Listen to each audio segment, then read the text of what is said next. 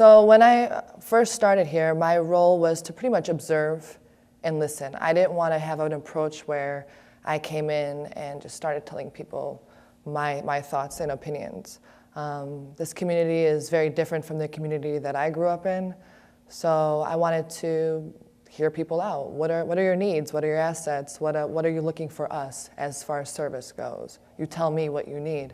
So based on those collections and that data, we were able to formulate programs that met those needs and assets, which was pretty awesome to see the interest in performing arts and academics and just opportunities in general. And so that's where our programs came from. Well, our vision is to really empower and equip our young people so that they feel confident and aware of their abilities and talents and how they can use them to ultimately impact other people. So when I first met with James Borchetta and he was telling me his vision, that's when I was like, wow, like I really like what he has to say. You know, everyone's trying to make a difference, and sometimes we spread ourselves too thin. And you know, we want to help everybody in Chicago. We want to help the world, but he was more direct. And his vision seemed attainable, like, wow, we could actually make a difference. We could really do some real powerful things here together. So definitely to empower and equip and provide opportunities here that our young people may not receive otherwise. So that is our mission there. And to ultimately create a strong faith foundation so that when they do age out of our program, they're ready to face the world and conquer their goals and their aspirations. So this ministry definitely is a way that the Lord has a chance to share the gospel. A lot of our members, they may go to church on Sundays, but there's a good portion of them that have no experience with the gospel other than through us. So if it weren't for us, they may never have heard about Jesus and stories and parables and things that are in the Bible. So with that, it also gives them a platform to ask questions. You know, human beings have been asking questions since they're two, like why? And I feel like we never really stop. And I want to make sure that we have a safe space for them to do that.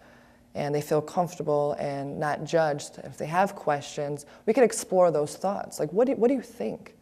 And it's very impressive to see a young person say such profound things and see how they see the world through their eyes.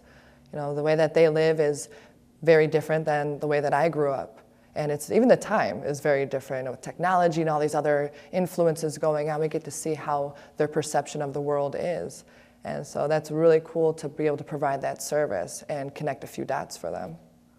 Discipleship. So, I mean, for me growing up, learning the gospel at first was very preachy, where we were just told this is what you need to do and this is why and this is how you get to heaven and this is how you're saved. And it was just a lot of words. So we try to do more so mentoring and leading by example. Instead of saying like, do what I say, not as I do. No, I want you to do what I'm doing. I want to show you, hey, if you do this, this is how you get to here. And so it always reminds me of the parable of the barren fig tree.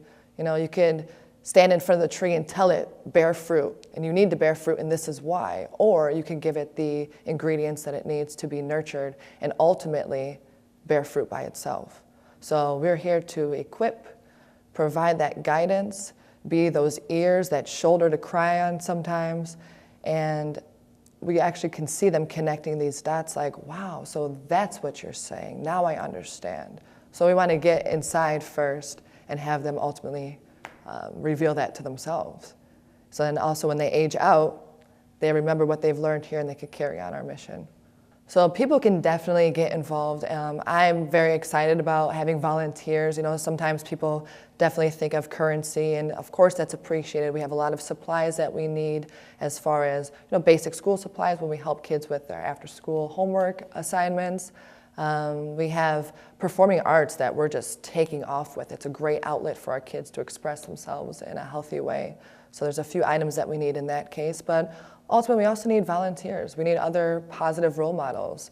A lot of our members haven't seen many people or experienced many things outside of this community. So when we have guest speakers come in, wow, like who is this person? Like who are you? And they're so excited to see different careers that people do. So career workshops, even just like like hands-on learning experiences. If you're good at sewing, come hang out and sew for a little bit. If you're good at academics, come tutor. So definitely people's time is very valuable, but also the donations of supplies and ways that we could utilize their gifts. I do what I do because I actually love what I do.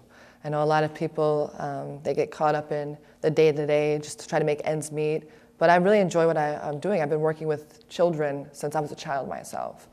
And to be honest, growing up, I kind of fought that idea. I was like, I don't want to work with kids. Like, I want to be famous, or I want to be like this cool, awesome person, or I want to make lots of money. But it just kept coming back to this. I've been working with youth for about 15 years. And there's kids that I see who I've known when they're 6, and they graduated college. I just actually had one contact me today, like, hey, remember this photo? And I look completely different, and I'm like, oh my goodness, don't pull up these old photos. But I get to watch kids grow, and they come back, and they're like, thank you. And you were there when no one else was. And there's nothing more important than that to me. And it feels really good. It feels like this is what I'm supposed to be doing. So I love what I do, and my kids inspire me every day. And I'm really thankful for that. So, well, our programs, we try to make them as well-rounded as possible. Yes, academics is a huge, important part of growing up, and you have to have an education. However, we try to meet the needs in other areas that maybe other people fall behind. As I said before, performing arts is a huge element that we added. A lot of schools cut that because of funding. So when they come here and they have something that they're interested in, it ultimately builds their self-confidence, and it builds their self-awareness, what they can do and their skills, and exposes them to things that they maybe didn't know that they were good at. And when someone has self-confidence, when they feel important, when they feel useful, when they feel like they belong somewhere, ultimately that's going to help their education. That's going to help them later on in life as well. We also have something as simple as the game room. We go into the game room, we play ping pong, checkers, chess, card games, but there we teach sportsmanship.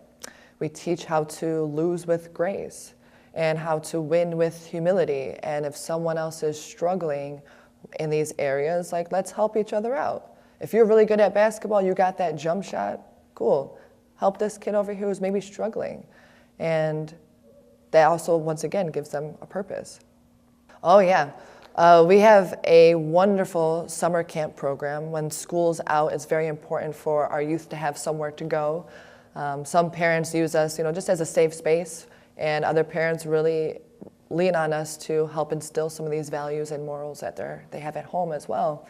And so our summer camp is usually between 8 to 10 hours a day, and our kids go on field trips once a week. We have a partnership with the Greater Chicago Food Depository where we could get some lunch in for them, so we get some free food and healthy meals that are really important. And the field trips I love because it's exposure. A lot of our kids have never been downtown. So the buses can get kind of expensive. Some of the field trips get repetitive because they're the cheaper ones, and we can only go bowling so many times. But I would rather take them on trips like hiking or to a farm or places where they can help other people, whether it's farming or gardening. And that's where it gets kind of pricey, and we need some assistance with that. But our kids love it. They look forward to it every single year, like, oh, when's summer camp? And we get it all organized for them also. And then one of the big projects that we're actually focusing on come the springtime is a garden. We have a garden lot across the street, and so it has the fence, it has the little the cases, like the wooden cases and things. I don't know much about gardening, so we got to get some people in here for that.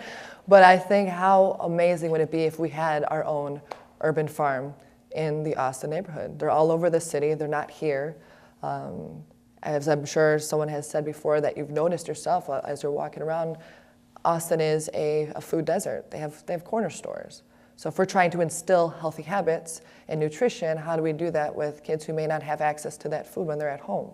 So it's a way to connect them to vegetables and possibly fruits if the Chicago weather will allow us to grow these things.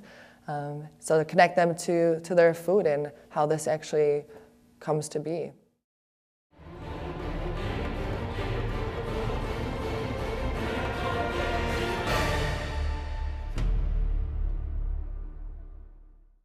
Hi, I'm Pastor Chuck Reish. I'm the executive producer at Horizon Media Studios. It's a 501c3 media ministry, and what we're doing is helping other ministries tell their story. Homeless shelters and children's homes, Bible colleges, seminaries, mission sending agencies. With your help, we can continue to help tell their story to inspire the world, to shine their light, and let God get the glory for the work that's being done in advancing the kingdom of Jesus Christ. Thanks again for praying for us.